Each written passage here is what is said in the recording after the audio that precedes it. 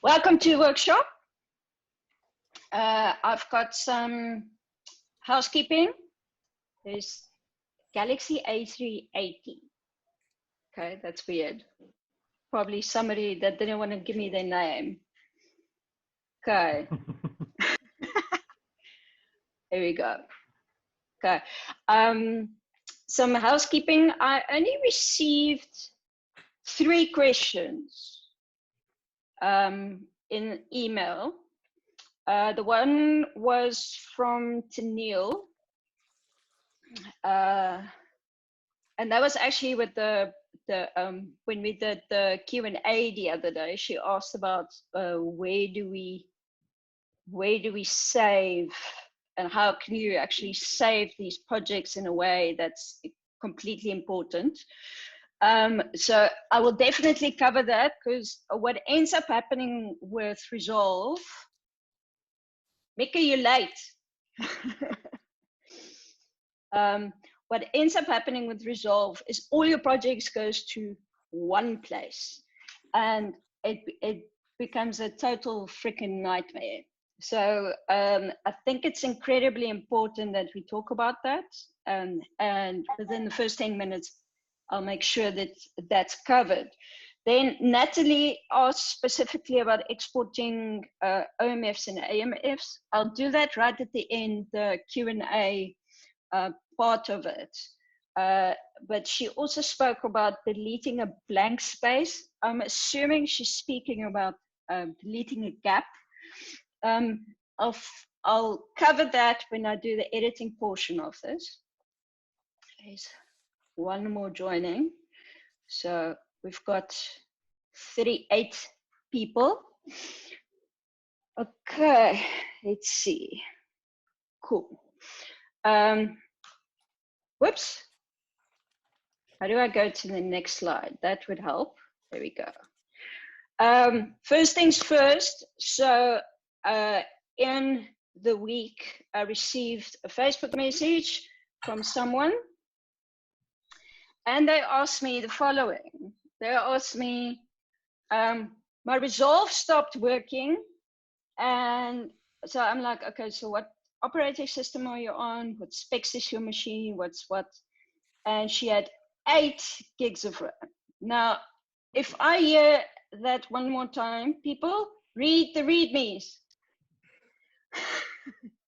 Okay, so it's incredibly important to, with Resolve, it's incredibly intense. It uses CPU, it uses GPU, it uses RAM. So if you're going to have an inferior machine, Resolve might work, but it might not work for very long.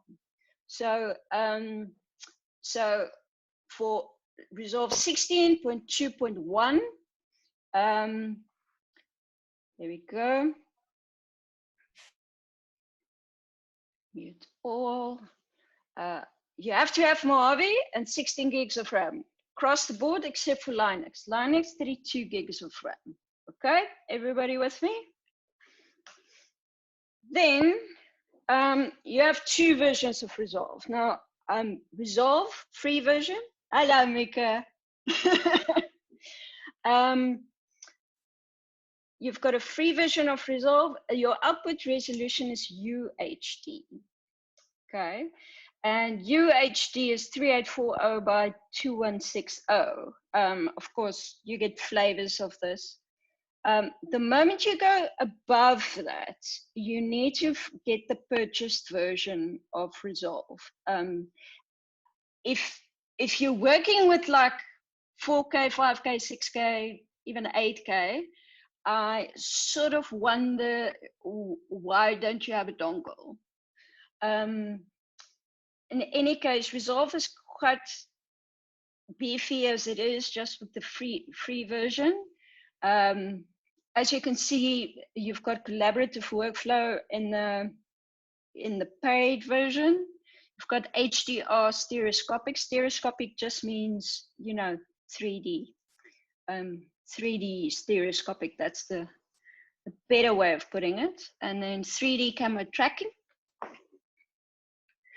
3D camera tracking, that's now for Fusion and if you're using your color page and stuff. Okay. And then there's some additional training materials. Resolve or Blackmagic in general is great. They give all the training materials for free. Okay. So if you go to this website, Blackmagic Design Products, DaVinci Resolve /training, they have all these books. I only put the 15 books here, but the 16 books are out except for the advanced editing, which will come out in the next week or two.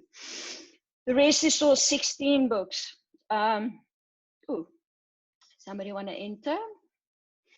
There we go. And what I would suggest is, if you're keen, if you're not using this lockdown and getting a new skill, there is I would suggest you do that. Oh, yes, like, okay. There's a few more people wanting to join. What's great at the end of these books, I know that Jack has been doing this. There is a exam you can do. It's a user exam.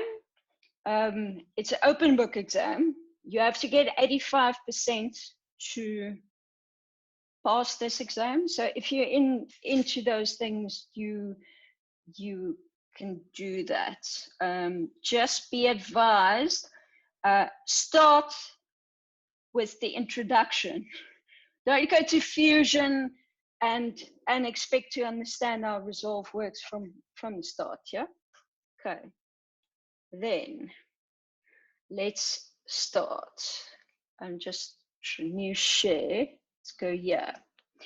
Okay, so Resolve, and as you can see, oh, Floris, you keep on bumming out. Shame, bro.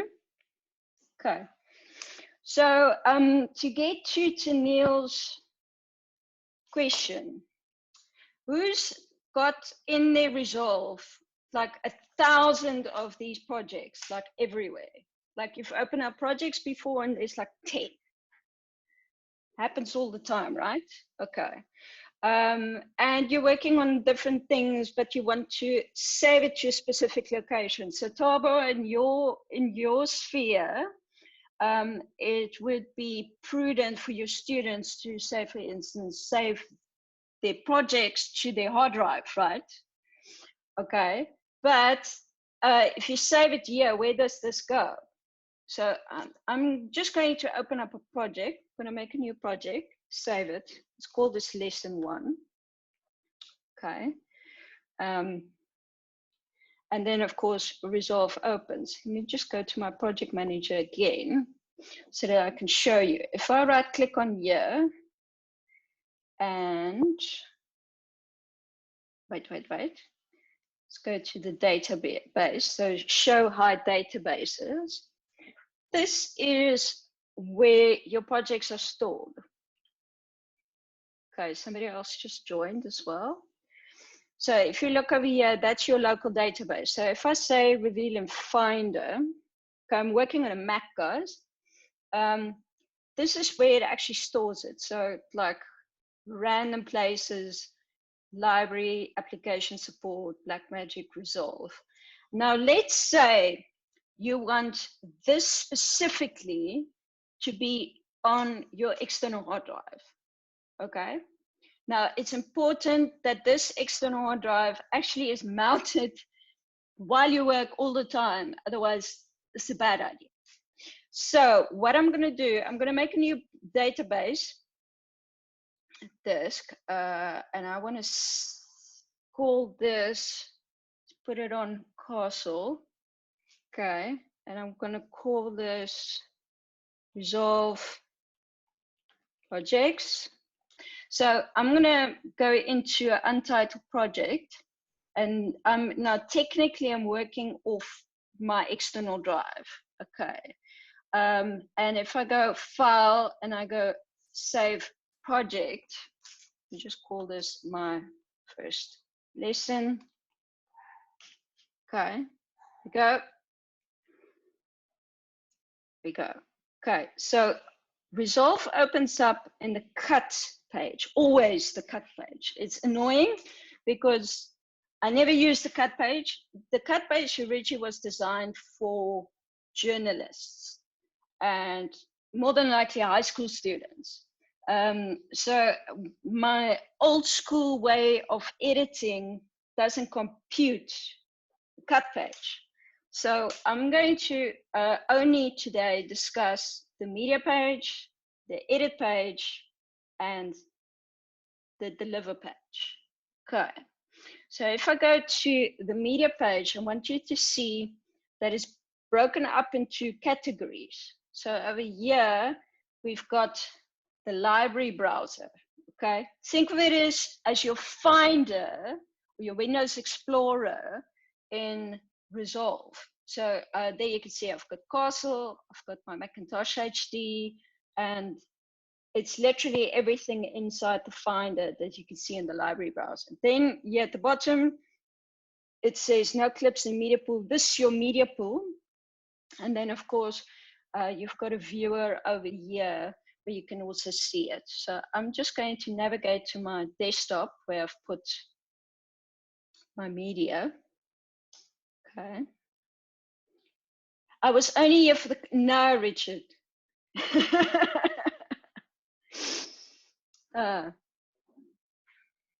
Okay. Cool. So what I want you to see is I'm using Age of Aeroplanes. Age of Aeroplanes, you can get the media off that Blackmagic site that I showed you earlier, the link, which Blackmagic, DaVinci Resolve training. Okay.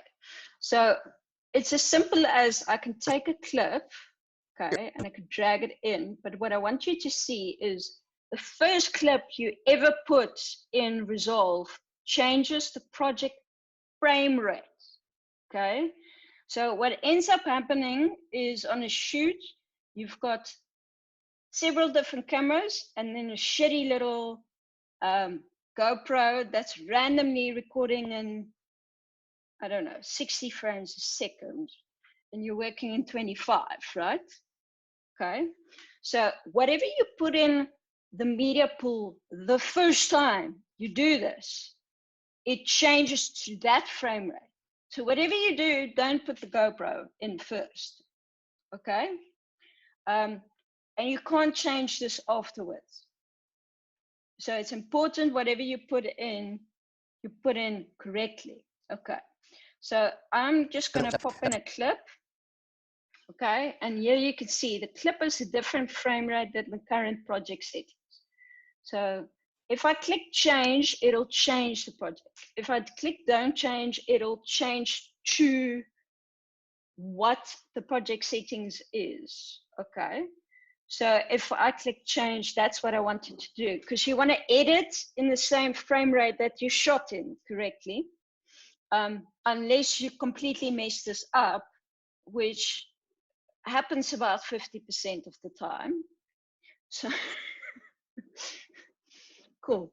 I'm going to click change, and then I'm going to take you to the project settings. So if I go to the project settings, you can see there that the timeline frame rate here of the project, there you go, is now 23,976. Okay, can you see this is grayed out and that you can't change it? Okay, so this is where it is important that you actually know what you're actually working with. Okay, also notice that your timeline resolution as default is 1920 1080, so full HD. Okay, in my experience, this is more than sufficient for 80% of what I do. Okay, in years, several different options. I am going to look at doing proxy workflows in another workshop where I will go through these settings at a later stage, not today. Okay, then one more thing. There is something called live save in Resolve. So if I go Resolve, DaVinci Resolve, whoops, Why is it grayed out?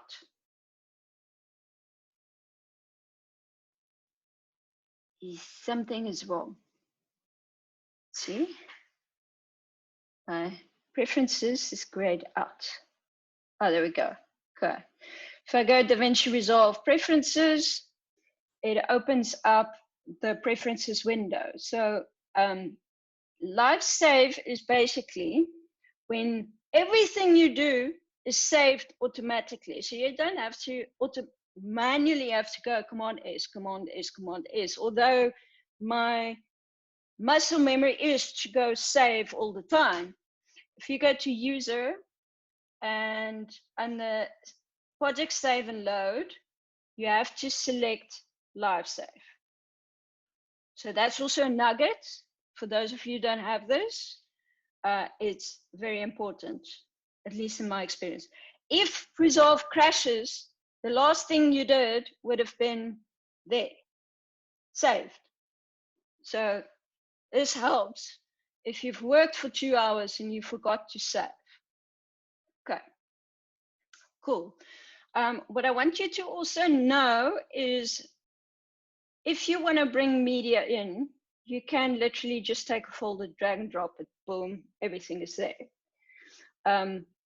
It's literally the best way of working for me in some stages. It's literally just to drag and drop. What I see is most people, well, these are the files, boom, you bring it in. I worked on a project recently where they had over like 20 terabytes of footage, and it took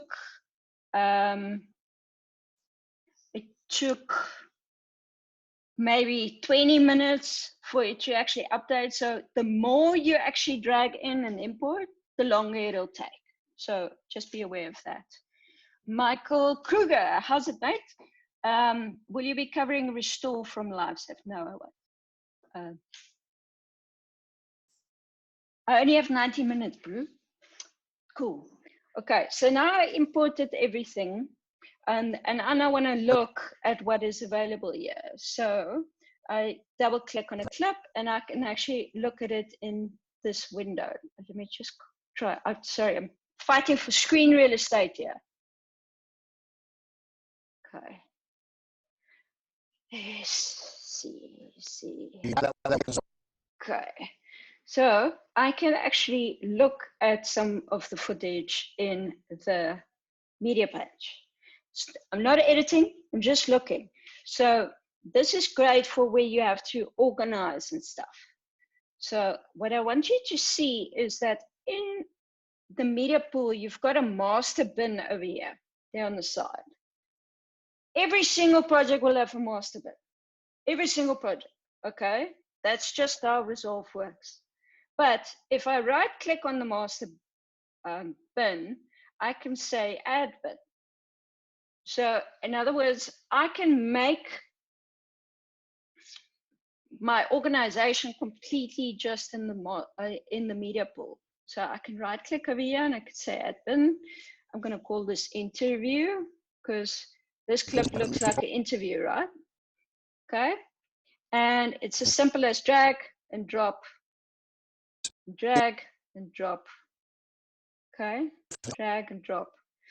Cool. Then you see I've got a bunch of sound effects there or audio clips. So I'm going to make another bin and call that audio. Okay, let's just zoom out. Okay. So if I take the audio clip, pop them in there, did it go to the right place? Yes. Okay. So there's my interviews, there's my audio, and what else is there? So title there and some credits and Milky Way, Kenya, taxi, all of that. Okay.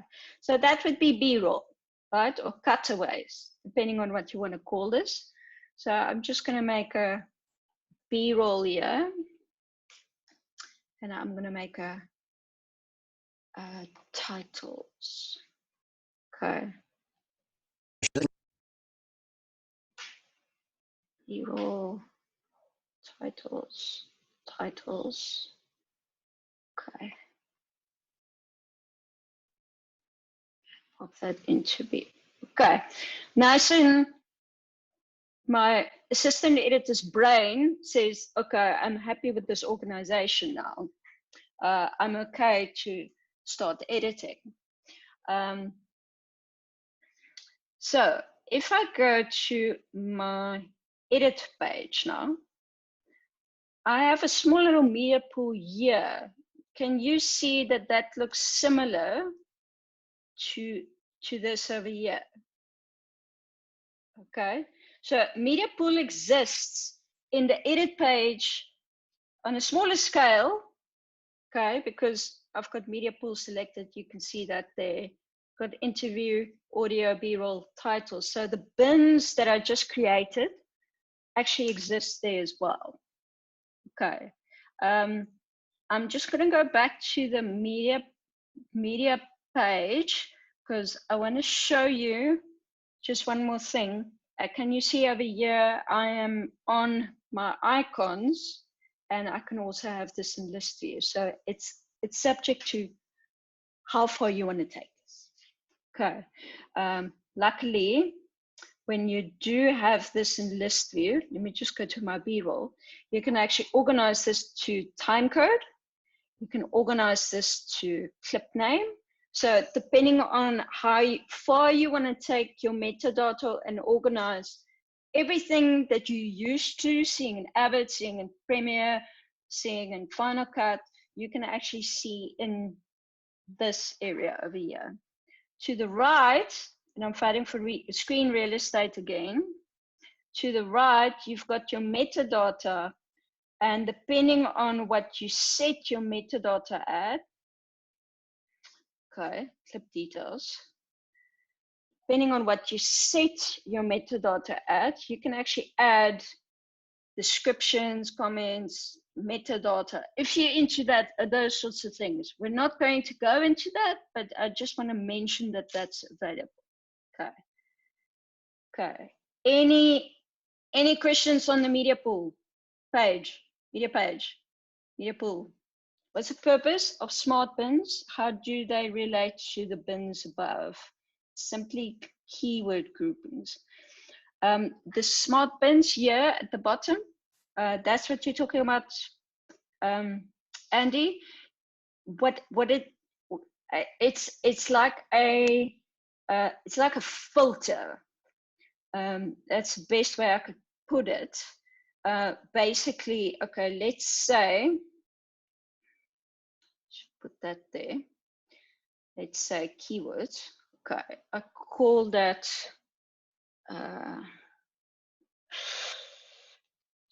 taxi.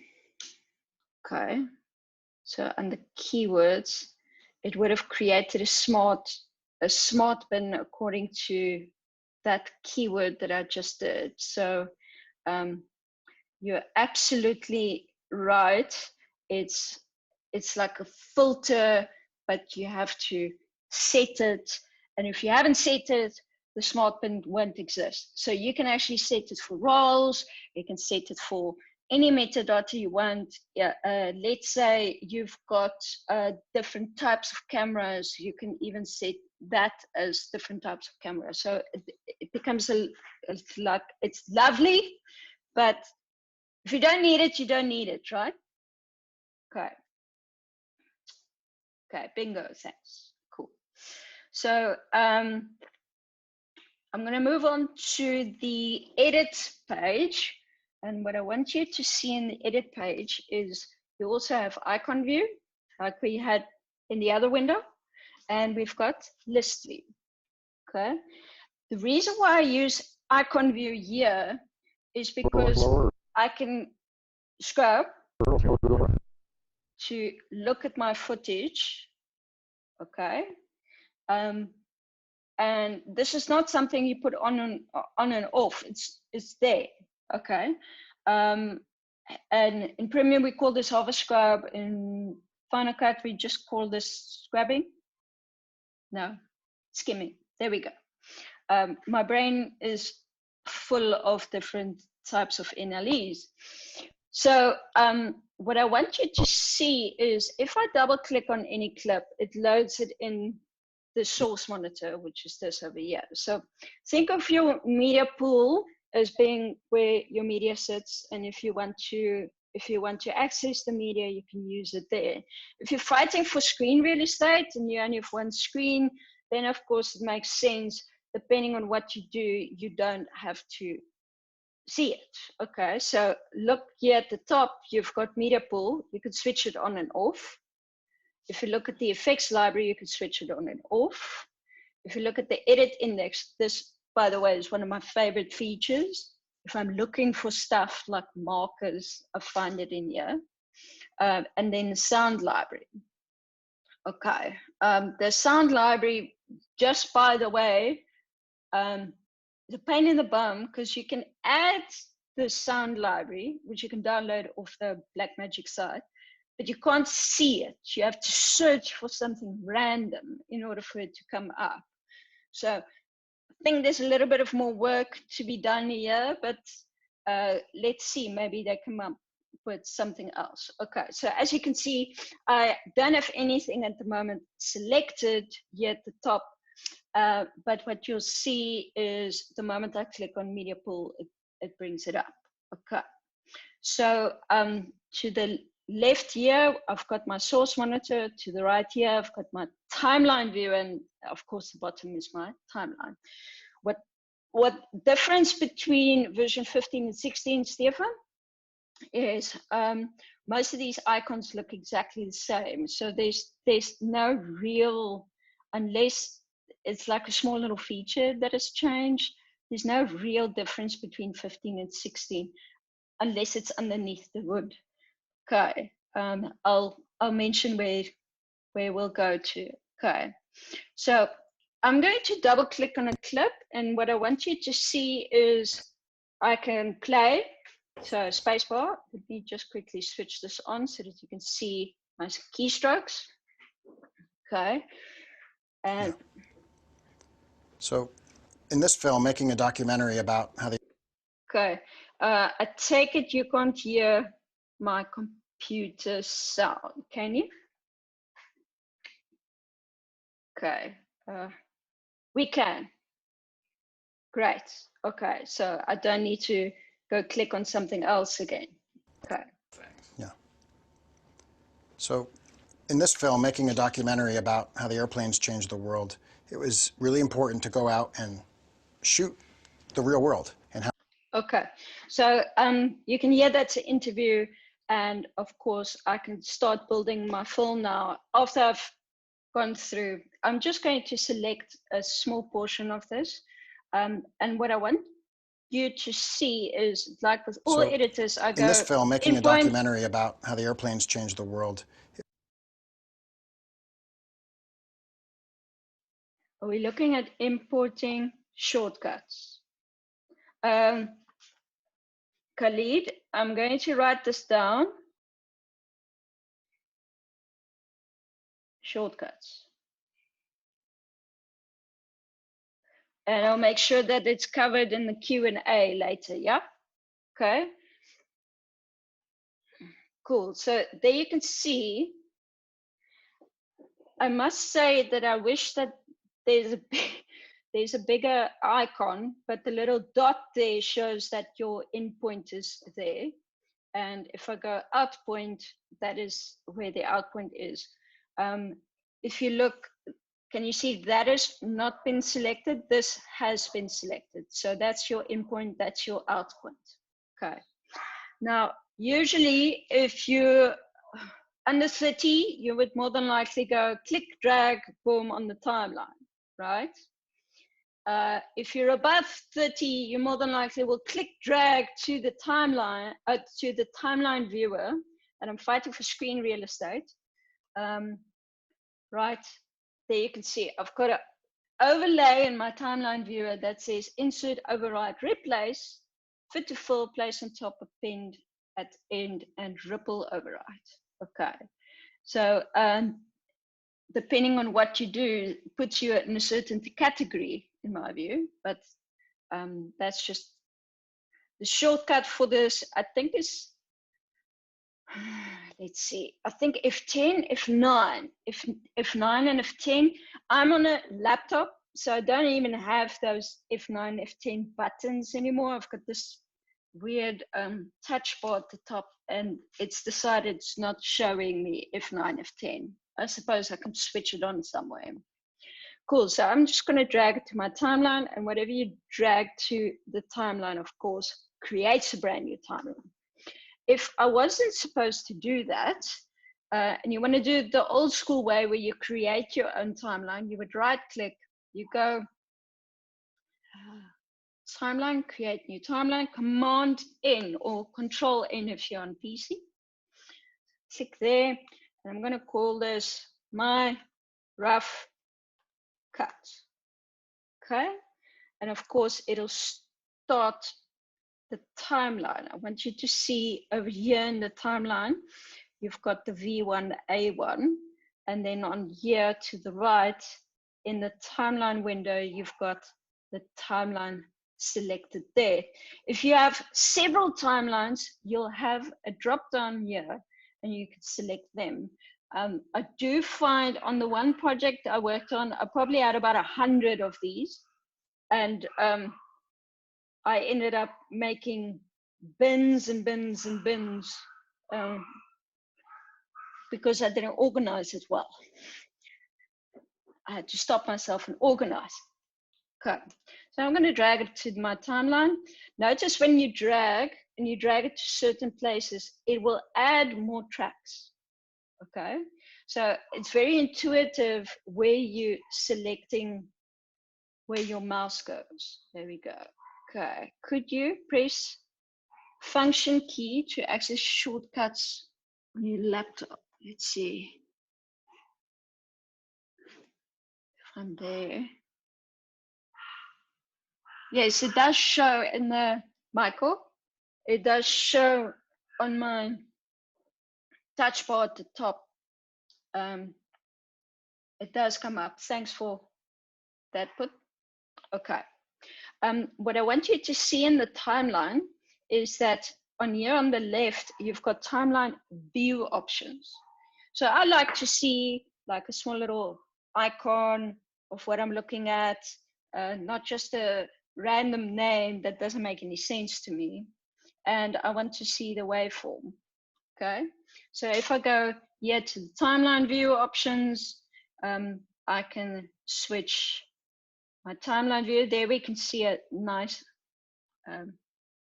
thumbnail, and over here we've got audio view options. So if I go audio view, okay, why is it not showing full waveform? Okay, so there's two versions here. The one usually only shows you half the waveform, the other one full waveform. Let's just make this bigger. Let's hope it'll come up. This is subject to the waveforms drawing the cache. And sometimes the cache is weird, it doesn't want to show. And it's one of those days where it's decided not to show my waveform.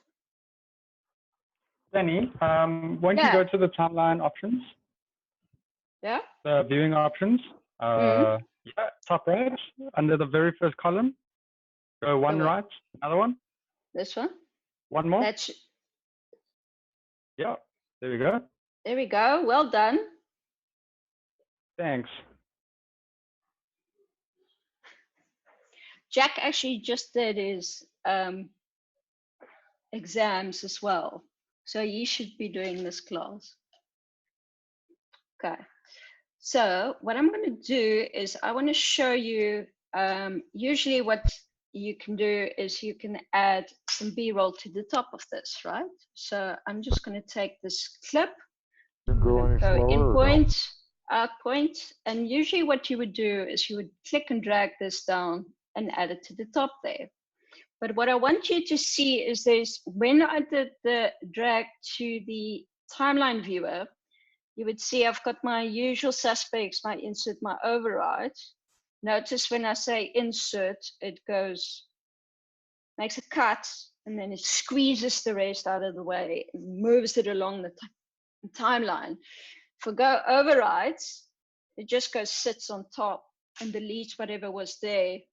And this is, especially when you use NLE for the first time, that's usually what happens. You don't quite understand how incident overrides works. So insert basically makes a cut. It says, get out of my way, get to this, like, move. Whereas override literally just goes, sits on top. I do that to my dog all the time. I go sit, and she's in my spot, and so I sit on top of my dog. Don't do that. Okay, so if I go here and I drag this to the bottom, what I want you to see is there's a keef function where it says place on top. If I go place on top, it automatically, wherever your playhead is, it'll place that clip at the top. Okay, it's similar to when you click and drag this down to there. Okay, but it automatically decides. You see this here? It's your patching panel. Okay, so if I had a extra track, that's too big. Make it smaller. Make it smaller. Okay.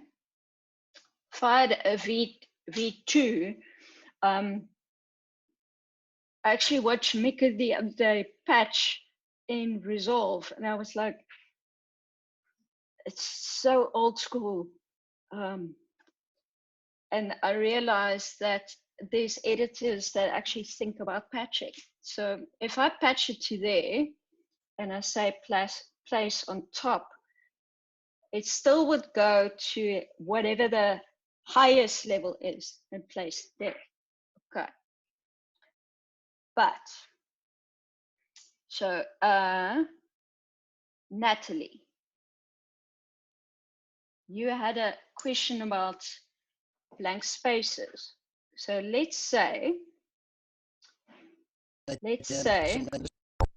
or it didn't. Okay, I go and I select my blade mode. Okay, and I have now decided I want to cut that piece out.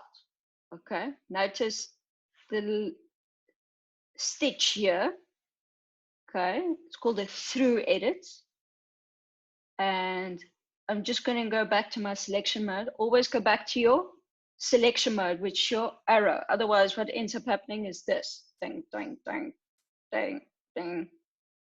I want that. Okay. So after you've done what you wanted, go back to your, notice the shortcut for this is B for blade. So it's called the blade edit mode. It looks like a menorah blade, right? Okay. So if I go there and I select this and I press backspace, it deletes it and it has a gap. So if I select that again, it moves it up. Now I think what happened to Natalie was saying she would delete that and only the video would come up. So notice here, and Richard, you would want to know about this. If you select that, this is called your auto select. And if your auto select is off, and I select that there, now, is that what happened to you, Natalie? Let's just double check. She,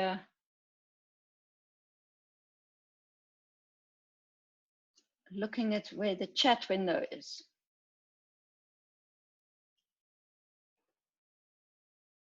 I've misplaced my chat window. There we go.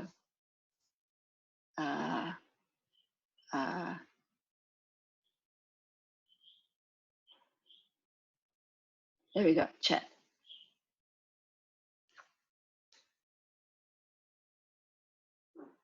The same issue.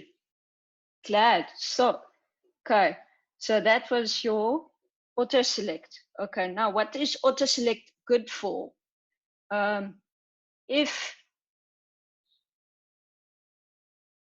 let me just get an audio jet taxi over there, put that there. And I want to see auto select is on. I want to delete that there. Now press backspace. You see that it's disregarded that there. That's usually how you would think it works. What I want you to see as well is you've got link selection. This happens to me all the time. Like I select something thinking the audio and the video is together. Okay. Can you see it's selected? It's orange. And I've pressed backspace, deletes it, right? Okay. But for some other reason, somebody who worked on the system before me decided, okay, link selection is off. So I go select it.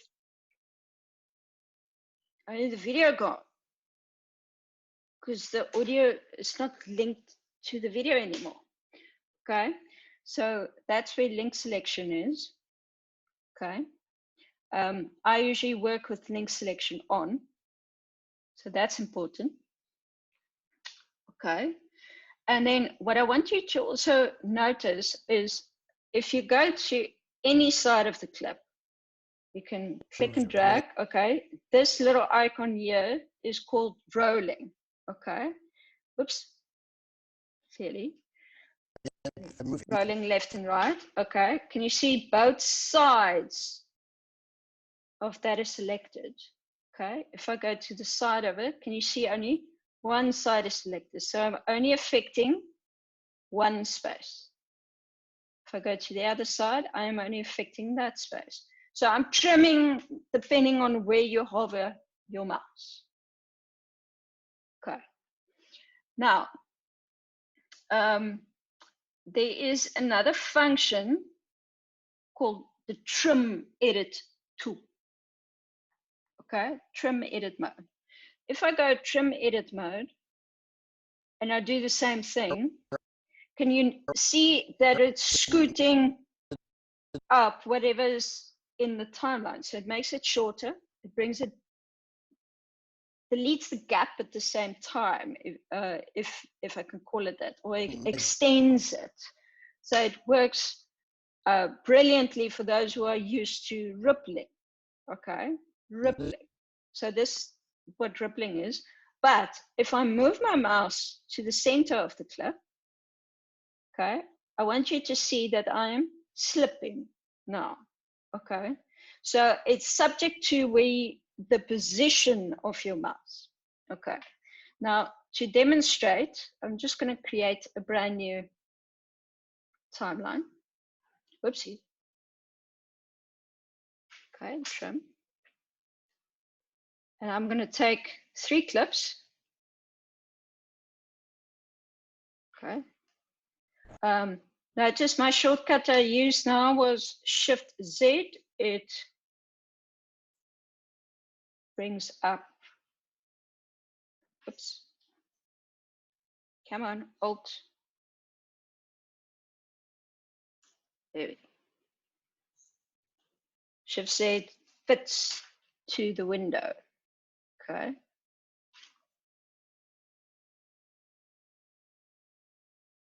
There we go. Okay.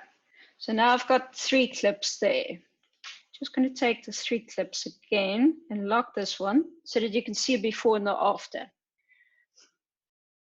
If I go to the side of the clip, I'm now using my arrow key. Okay. That's how you would trim with your normal arrow tool. The problem is you have to do 2 steps. You have to go select backspace. There's nothing wrong with that. That is how a lot of people edit. Doesn't make you fast. I've sat and watched Richard Starkey edit, and it's incredible what he does. So let's go use the trim tool, and I do the same thing, but in 1 step. How cool is that? Okay. And if I now go to the center of the clip, which is slip, right? Okay. Can you see that I'm changing the inside? The contents of that clip. I'm not affecting the surrounds. I'm only affecting the inside of the clip. Okay. Then of course, if you use the come on, it's not doing what I wanted to do.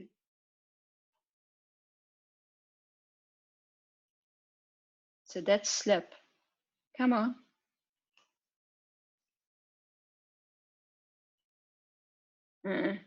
Doesn't want to go to slide, which is fun. Oh, there we go.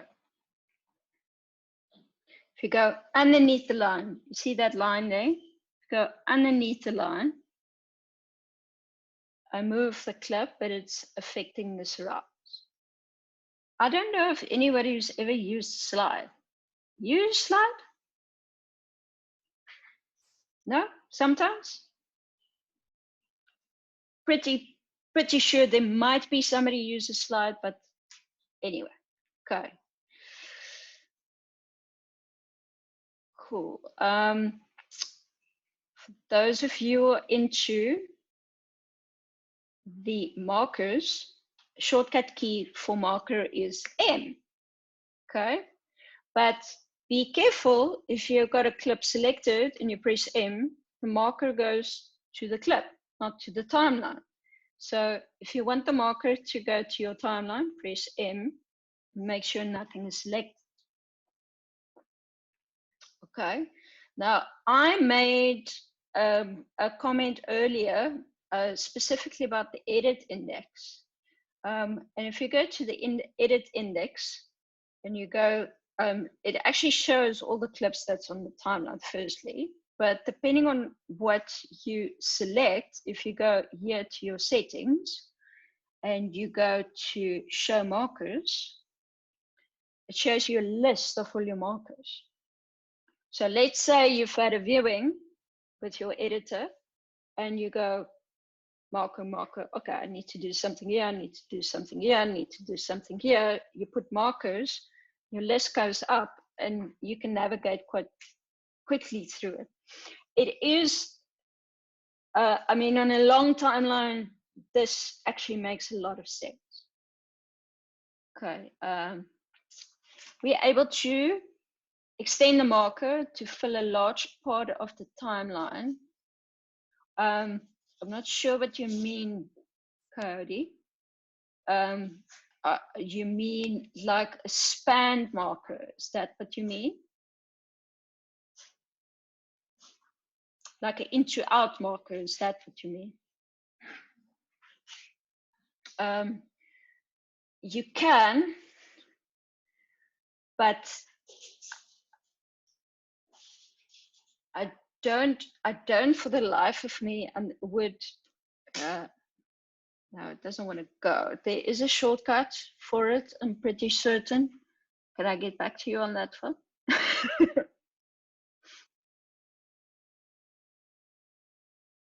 You mean there, and then you add a duration of like 20 seconds. Yeah, you can do that. Quite right. Thank you, Flores. Yep. Okay. What I also sometimes use is flags, but that's specifically when I'm marking clips for grading. Like these are all the clips that's supposed to be in this section and stuff. So that's what I use flags for specifically. You might want to use flags for organizing your content as well. The nice thing is your flags also come up here. So let's say these are all your daytime clips and you flag them. Apricot. But I did that one now. Come on.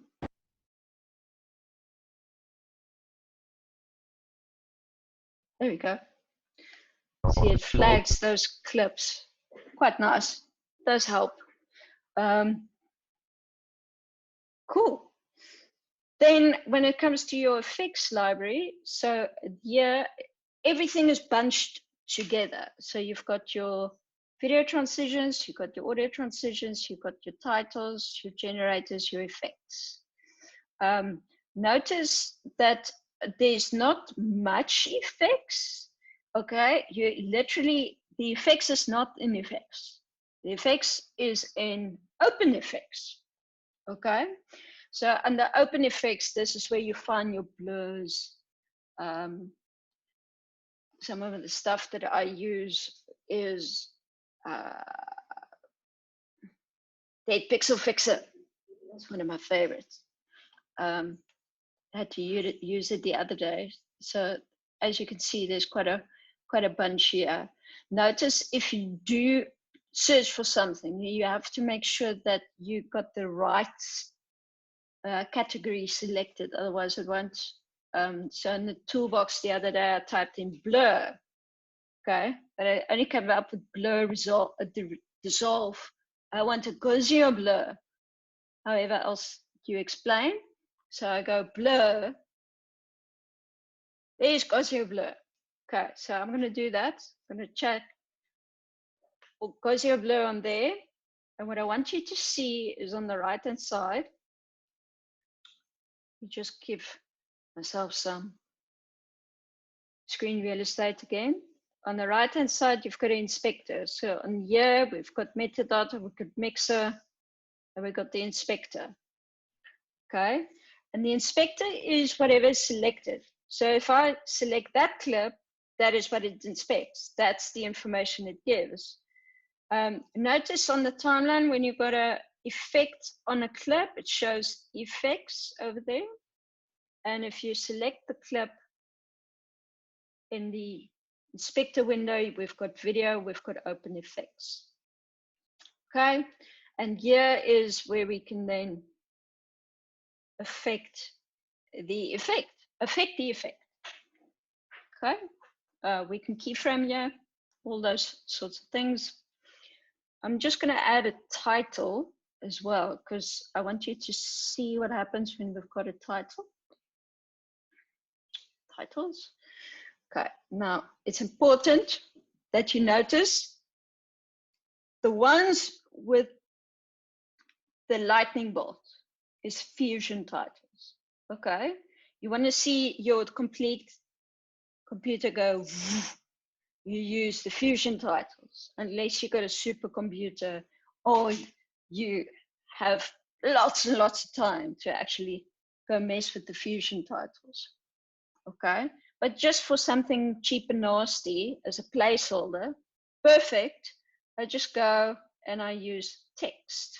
Okay, check that one on there. Now select the title and I just type. So airplanes. Okay, this is where I can change my type of font. This is where I can change my location. Okay, this doesn't animate in. The moment you want to go into animation, you have to unfortunately then use the fusion titles. I'm not going to cover the fusion titles at all. I only have about half an hour left, and we want to get there. Okay, then I'm going back to my other timeline where I've got sound. I've got go. Okay. Cool. So with regards to sound, I want you to see two things. The inspector can be on. Fighting for screen real estate again. So switch that off, switch that off. Okay, so this mixer is a track mixer. It's not a clip mixer. Okay, difference is it's for the whole track. Okay, if you want to affect the clip, you have to hover over the clip. Okay, so this then becomes quite clunky, and you don't actually want to see that because you might press something and it goes horribly wrong. So if you go to the settings here again, just click on meters, and you actually have quite a nice audio meters where you can then listen and fix those things. Okay, notice on the clip itself, you've got this line, which is your volume. Okay, and notice as I move this up and down, my waveform shows straight away. Okay, so it updates my waveform, which is great. Okay, But let me just actually show you something which I think is quite a cool, nifty thing. If I go to normalize, this is something that Final Cut 7 used to have, which actually worked brilliantly.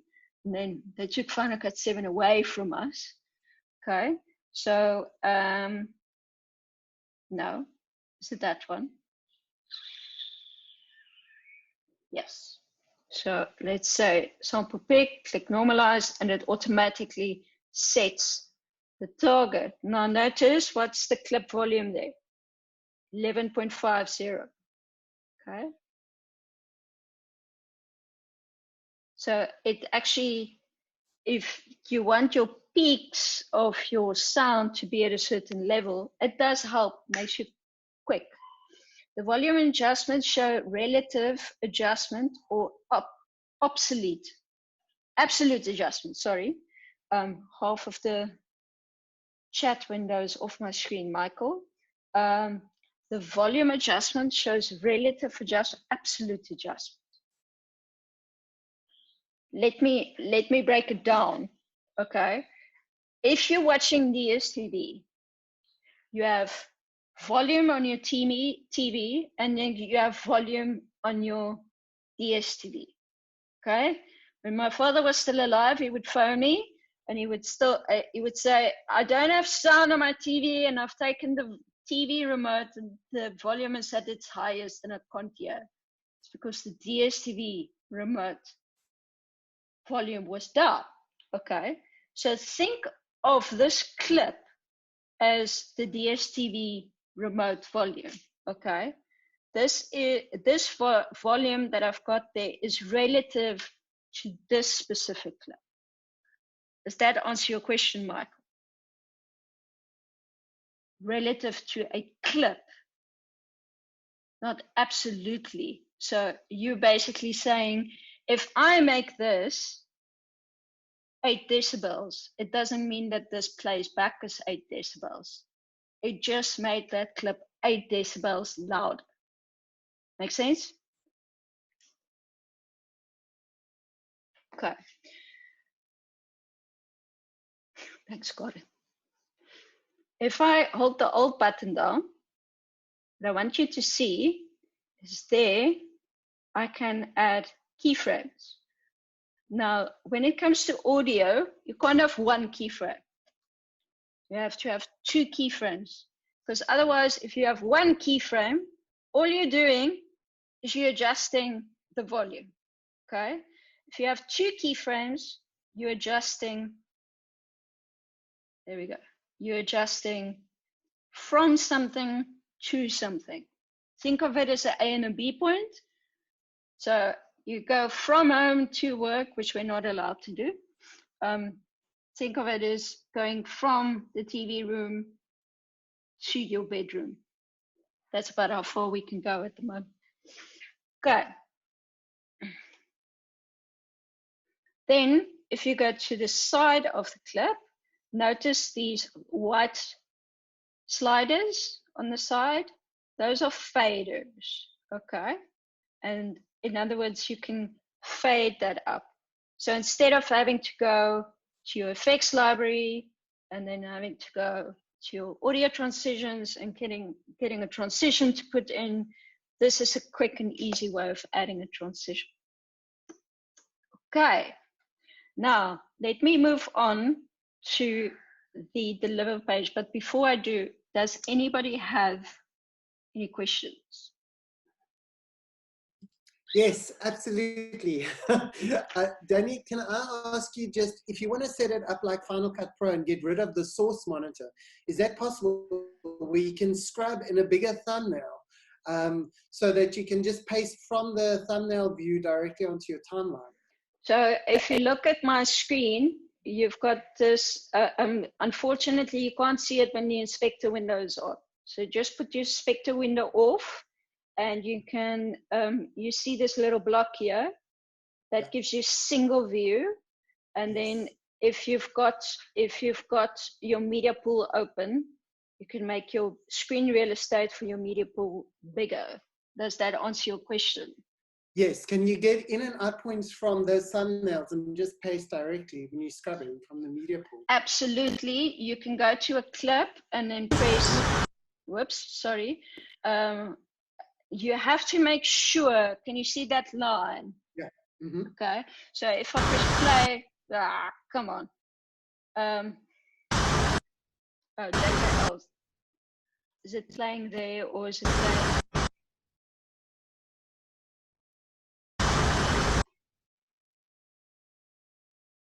It's not happening. Why?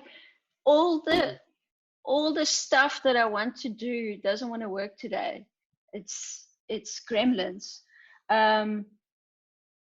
Dual pane, media pool. Come on.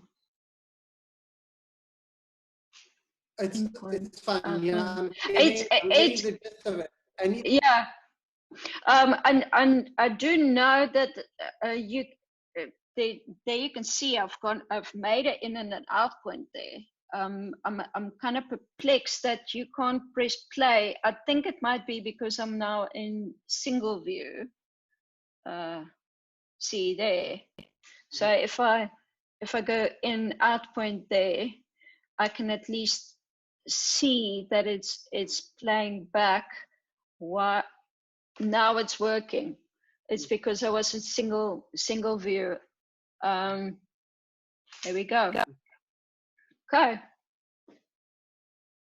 Okay. Okay. Sorry. Quickly, last question. Can you paste? Is there a shortcut to paste directly? Like in Final Cut, you'd press Q, and you wouldn't have to drag or in and out. It would just paste directly as a second video track and a second audio track. So place like a place on top. Yeah. That so function. You've got your in and out, and you just press one key, and it'll paste automatically to your second video and your second audio. Okay, I'm going. This comes with Khalid's question about shortcuts, so I'm going to cover that. So if you go to DaVinci Resolve and you click on keyboard customization, I'm used to working like if I'm in Resolve, I only have Resolve stuff in my brain. And if I'm in Premiere, I only have Premiere shortcuts in my brain. For some people, that doesn't work. And like somebody like Richard has muscle memory, and it only works for him for that muscle memory. So, sorry, Richard, I'm picking on you. What I want you to see, sorry, fighting for screen real estate, is you've got Final Cut shortcuts in your mind, right? I do that all the time. Okay, there you go. You can set up your keyboard shortcuts to be exactly like Final Cut 10. Same for Media Composer, same for Premiere Pro. But when it comes to I do a lot of conform work. So I have certain shortcuts I want specifically for conforming. Hence the reason why I've got a Danny keyboard shortcut. And here it's where there you can see my shortcut key for conform is C. So if I go X, for instance, that is mark clip. If I go Z, for instance, that doesn't have a shortcut key. So let's call that, what shall we get? Place on top, right? Or you wanted Q, you said Q, right? At the moment, it's set for something else, but let's call this place, come on, all commands, place on top. At the moment, it's set to F12. So just drag Q, no, Q, just, there we go, assign, save. And now if I've got that clip that's got it in and out point, I press Q, oops, Q, come on. Clearly,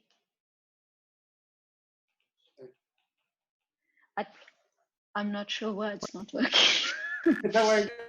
I know what you're saying. I'll mess around with it and figure it out. There's not much time. Yeah. Oh, I didn't save.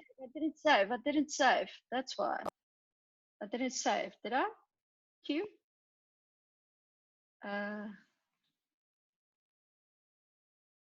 Okay, take that away.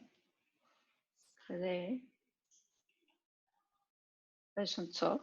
I had it in the one and I had it on the other. There we go. Close. Q. Yes! Yes! Great, thank you very much. Khalid, can I import my already adjusted shortcuts from Premiere, or do I have to assign them all again? I'm lazy. Let's see. I don't think so, Khalid. Let's see. Import presets. You'll have to see whether you can import it. But I've got a sneaky suspicion you can't. I've got a sneaky suspicion you have to do it from scratch. But anybody that works on Avid knows that, like, every now and again your settings get a little bit corrupt and those sorts of things. Try.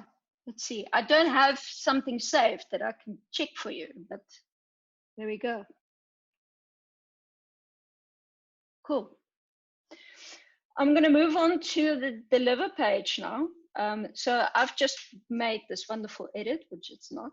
And I now want to export a setting. Okay, and you'll see under render settings, there's a bunch of presets here. Okay, so there's YouTube, there's Vimeo. Notice the YouTube and Vimeo, you need your username and password. So I never use these two because I want to check my work before I upload. Okay, the ones we mostly use, mostly use is ProRes and H.264. Okay, so I'm going to make a ProRes file and notice the settings come up. So it says ProRes, it says HQ, and of course you've got the different flavors. You've got the 42 HQ, LT, ProT. Now with the Windows machines, I don't think you've got ProRes on the Windows machines. Then you would have to change this to DNX HD or DNX HR, depending on whether you work in HD or high. HR stands for high resolution, so UHD, etc., etc. Okay.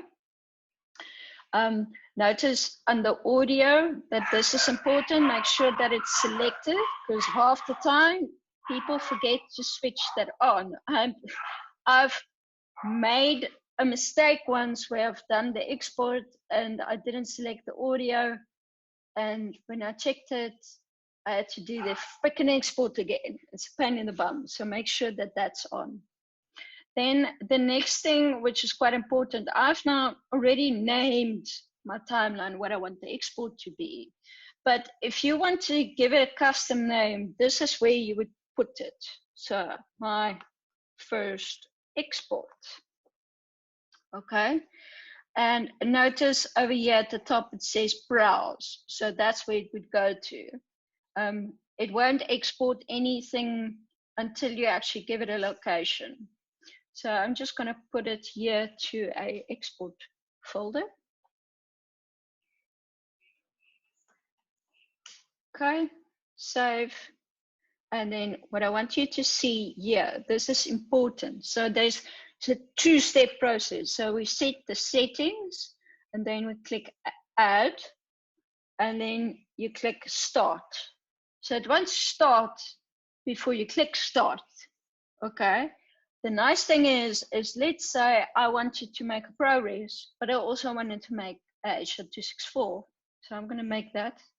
Okay. My second export. I'm just doing this for giggles, right? Now, you can actually go and select both and like literally overnight. I know Mick and I do this all the time where we set a whole bunch on, leave it overnight, next morning, hopefully nothing crashed. Wishful thinking, but hopefully. Okay. So if I click start, your computer locks. Okay, so you screwed if that happens. So it's important to know that once you press the export button, like with Premiere, like with Avid, like with Final, well, not Final Cut. Final Cut, you continue to work when you export. Cool, so I click start and it literally runs through and it exports. And so it does second one and it exports. So let's just quickly see. Oh, I can't show it to you because you can't see my Finder. Okay, let's bring it in. Export. Okay, so there's the first one and there's the second one. And so it's exported. Okay, now to get, I've done Natalie's one. So Natalie asked something about OMF and AAF. Natalie, I'm assuming you're referring to sending to sound or sending to color. See, you just clarify? Correct, to sound.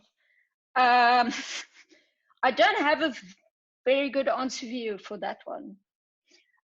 It's got a preset here.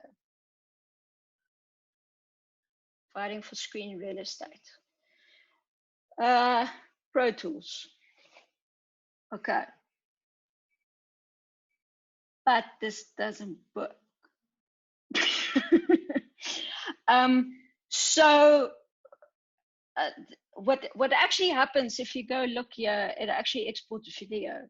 Okay, and on the audio, it's supposed to work, but it doesn't. It's still broken in some other way. But there are people using this. So usually what I would do is I would go AAF, switch off the video. Okay, making MXF Atom, that's fine, same as source. But you have to go individual clips. That's the other one. Okay, then there's discrete audio tracks, and that should do the trick. It creates a separate folder with audio clips and an AAF reference. So I guess there's no way to create an OMF. No. OMF is old technology. So if a Pro Tools guy asks you to give them an OMF, I usually wonder what version of Pro Tools they're on. Like Pro Tools 7. It's like, no. I haven't worked with the OMF for years. OMF has got a 2 gig file limit. Anyway, I'm sorry, I can't give you more than that. There's one thing I forgot to mention about sound. I'm just going to go back to my edit page. And what I want you to see is if I right click on a clip and I go to, this is a nugget by the way, go to clip attributes.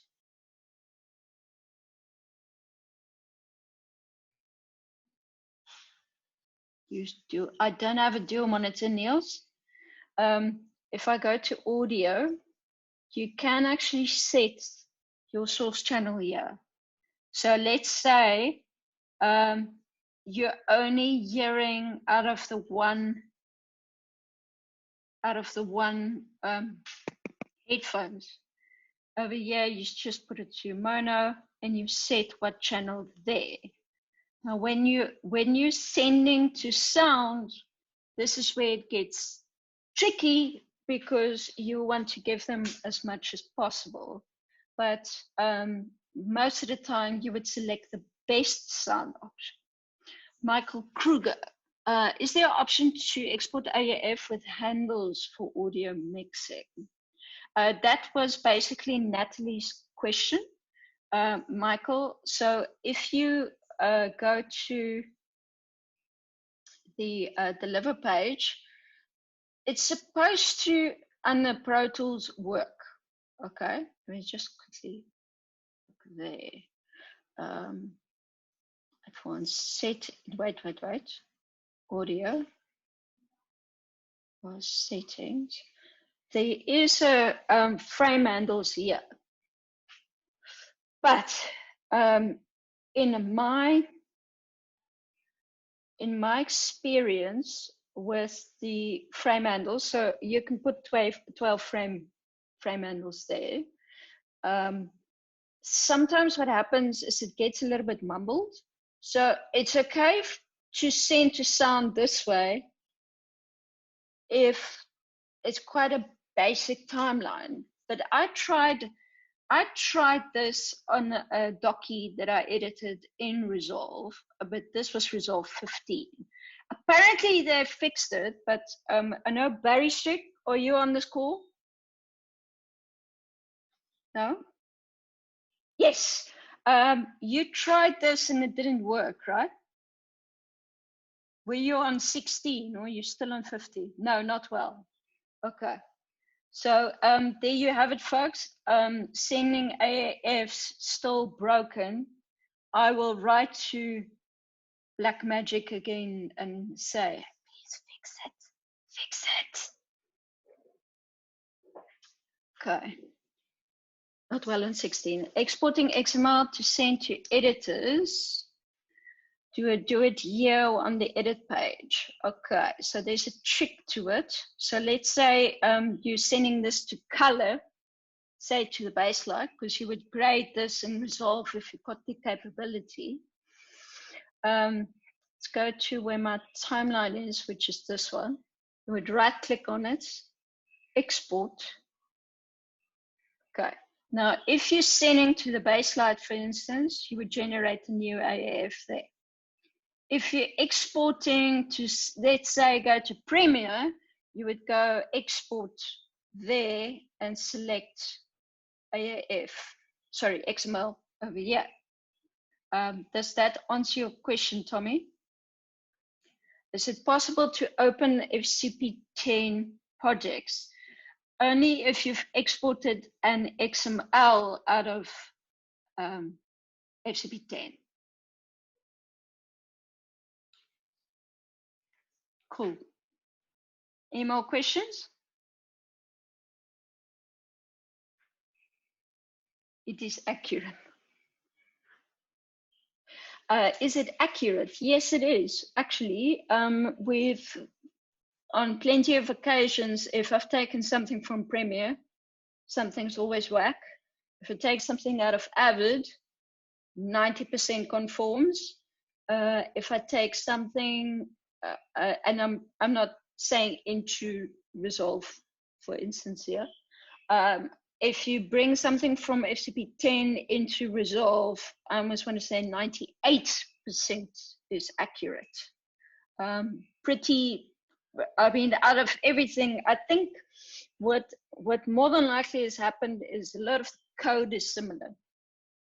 But I mean, they update Resolve so quickly. And every single time bug fixes. They don't break something that has usually worked before. So picture or audio accuracy. I've heard that Resolve audio accuracy isn't great. What do you mean, Miko? Press the space bar and tell me. I'm just asking, just because you're saying you've got a 98% accuracy, is that regarding picture or audio or both? Because my experience with Resolve is not great. From where? So coming from Avid into Resolve, or going from Resolve into another? From Resolve.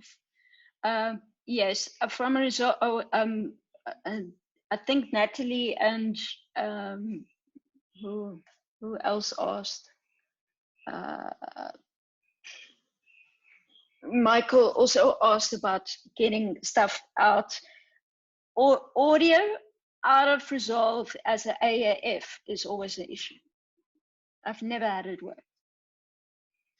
Yes, it sucks. So my workaround has been the following, actually. Sorry, cancel. Right there. My workaround has been the following.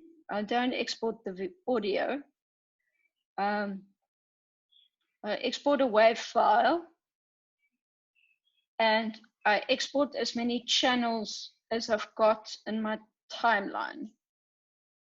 So I then say 8 channels, and every single track then gets exported.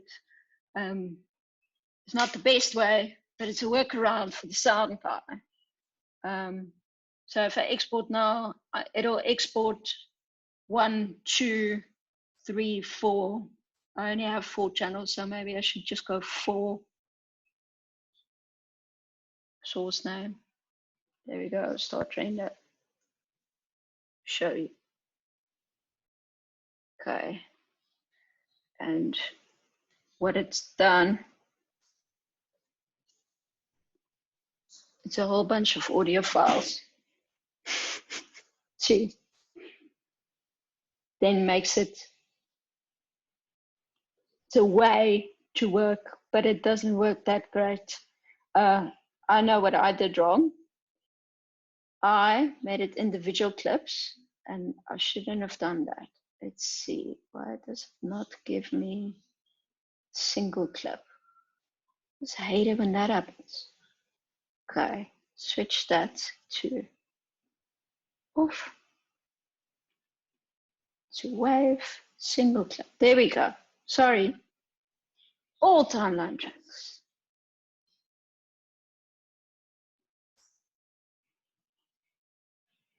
Go. Boom, boom. Anything else? Yeah. Okay.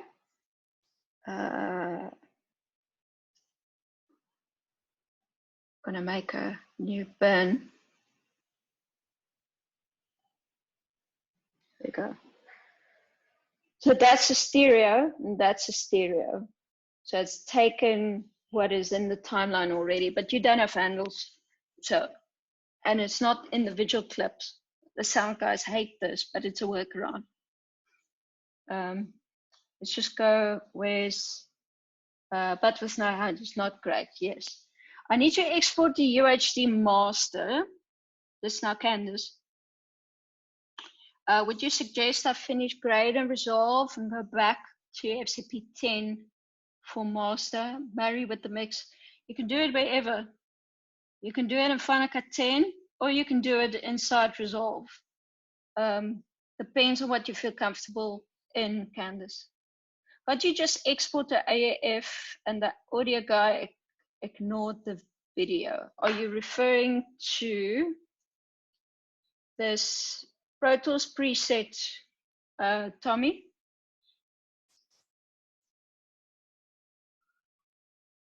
You can, but this is what Barry used the other day, and it didn't work.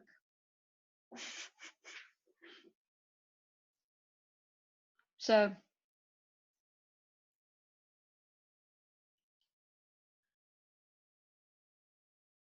yes, we should test it more. You should send me a project. You send me a project, I'm gonna send, and then I'll send it to Barry Donnelly. Good idea, yes. I ended up, I struggled to get a sound out the other day, which was a Final Cut 10 project. And I know you're supposed to use an extra plugin, and didn't work. So I ended up sending the project to Premiere and exporting from there. So I wonder whether the workaround is exporting an XML into Premiere and exporting an AAF from Premiere. That's a long way around. Okay, so any more questions?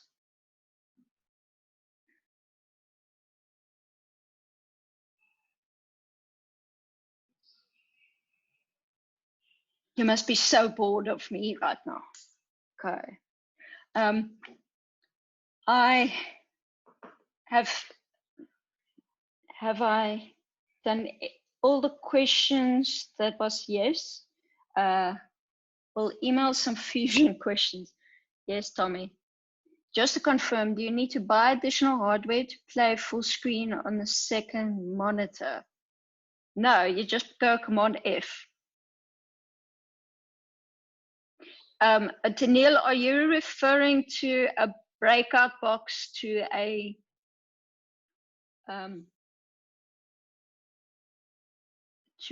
broadcast monitor?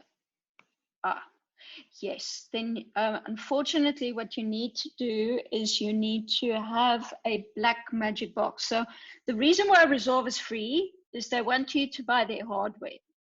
Now there's an option of about 1,000 Rand all the way up to 50,000. So you need a breakout box. It's called a mini monitor. I think Richard had it in his little video the other day on the Sage website.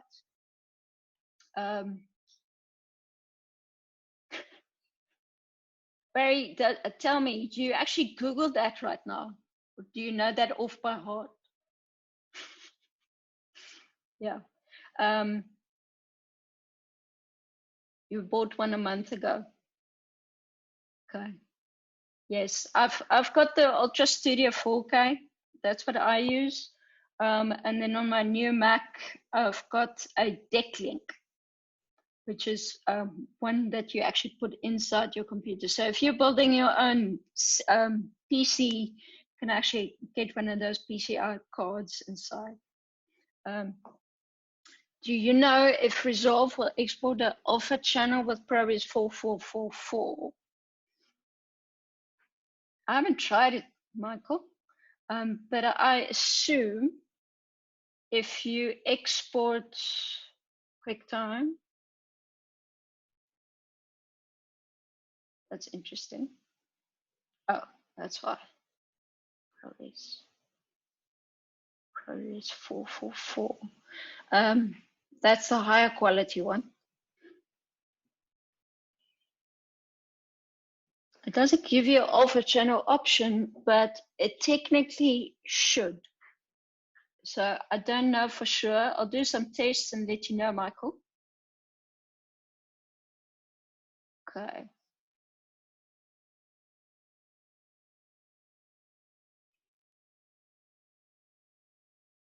Anybody else? Did I miss a question? I hope not.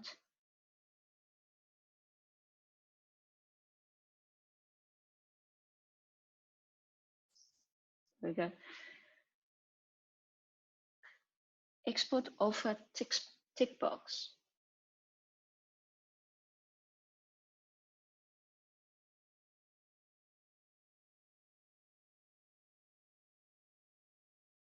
I don't see it. And the resolution. Use constant bitrate. Ah, of course. No.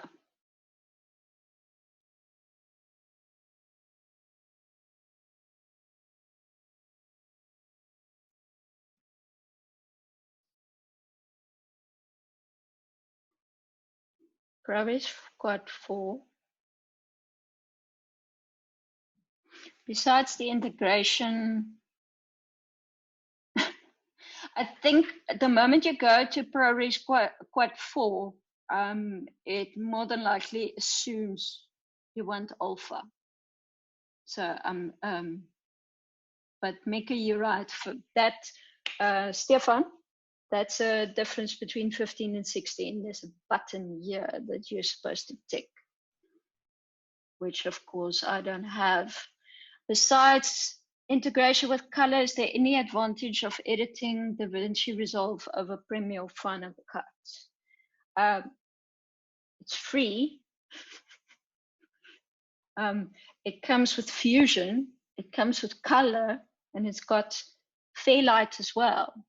So if you've got somebody who's actually willing to master audio on Fairlight, because the whatever you see in the edit page, you can automatically see in the Fairlight page, which is your sound editor. So yes, that would be one of the advantages. And like I said, it's free. You can take your knowledge from any editing application and start working. So that's, I actually, probably about a year ago, I was chatting to Barry and I said, I give this 18 months. 18 months, and a lot of people will want to be on Resolve because we're going to go into a recession where people don't have $50 a month to spend on an editing application. So, and I think we're sort of there. I think that's a real cost only and color tools. Yes. Yeah. Cool. Do you know of a basic adjustment to brightness and contrast without buying the studio version? You mean color, Nicole?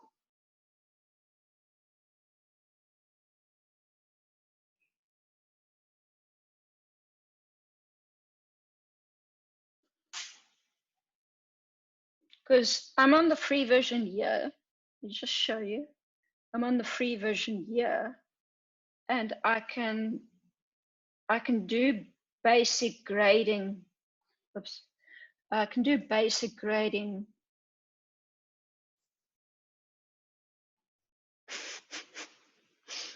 Don't laugh, Coyote. I only have a small screen to work with. So you can adjust that, and I want to copy that now to this one. Oh, it's because the other one is there. Okay. So it's in the free version. You don't have to buy the studio version. Let me just bring the PowerPoint up again now. There's no basic filter like in Final Cut or in Adobe where you can simply just quickly adjust the brightness. No. Oh, is that what you mean? Okay. Let's go to Resolve quickly. Let's make sure that, yes, I'm showing the right one. Share that one. Under here, under your effects library, if it's not in effects, under open effects, there is no brightness. See, so it's like your green screen option as well. There's no green screen in the edit page, so you have to either do it in Fusion or you have to do it in the color page. So it is what it is. It's expecting you to do it in the color page. Okay. Sorry, there's like a thing called adjustment clip under effects. Yeah, so that's the adjustment layer. Okay. Adjustment layer, like you get in Photoshop, you also get an adjustment layer in Premiere. So that's what the adjustment clip is for. So it's for the whole clip. Okay. Let's just quickly see. Michael, I've done Resolve training since 2018. And there's a lot of people that actually just figured it out for themselves. It's only been the last year that it's been quite hectic. Quite people literally wanting to learn Resolve. The best ones still in my book is when it comes to training is Avid. A lot of people want training in Avid.